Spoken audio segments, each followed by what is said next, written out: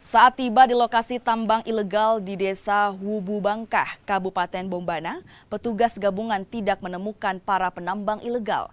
Namun sejumlah barang bukti ditemukan seperti lubang bekas galian, mesin pencuci emas, serta 2 ekskavator yang digunakan untuk menggali tanah.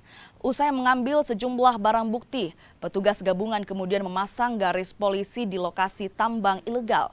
Menurut petugas, razia ini untuk menertibkan tambang ilegal, baik tambang nikel maupun tambang emas yang tidak memiliki izin.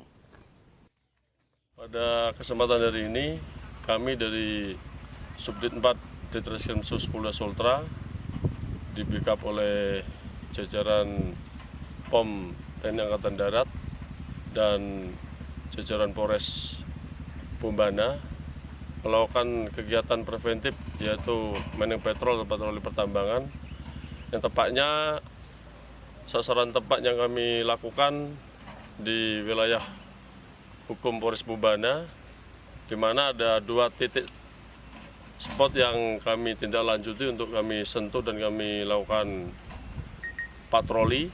Dan pada saat kami melakukan patroli ditemukan kegiatan-kegiatan penambangan, bekas-bekas kegiatan penambangan yang baru saja dilakukan oleh oknum-oknum penambang liar.